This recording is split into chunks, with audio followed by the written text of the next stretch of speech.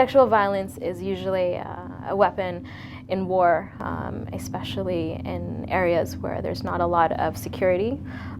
People take advantage of women and they use it as a weapon of war. And in some areas in South Sudan, if you don't have any food to give, you'll be raped. Or if you don't have any money to give, you'll be raped. And if you refuse to be raped, they'll kill your children in front of you and then you'll be killed. So you really don't have a choice. So it's a very difficult situation to be in. My name is Jamie. I am a nurse with Doctors Without Borders. In Bentiu protection camp, it's pretty much a swamp. There's nothing growing inside the camp.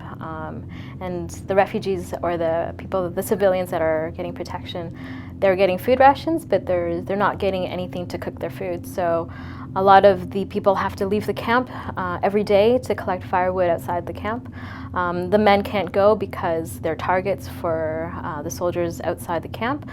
So it's usually the women and the children that leave the camp to collect firewood. And when they do, there's a lot of times we hear stories that they get raped, often gang raped, when they leave the camp to collect firewood. And for some of them, it happens every day. But a lot of people that we encourage to come to the camp feel that there's no need for them to come. Number one, because they feel that they're quite ashamed of what happened, and culturally it's not really accepted.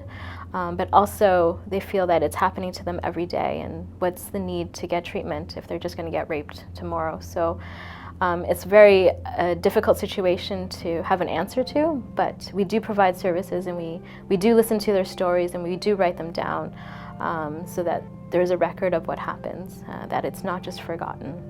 So this is happening all over the world. Any area where there's women fleeing, there's people that will be taking advantage of them.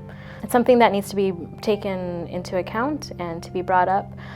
We talk a lot about humanitarian work and medical care, but we also should also speak to the need for protection of women and to stop sexual violence.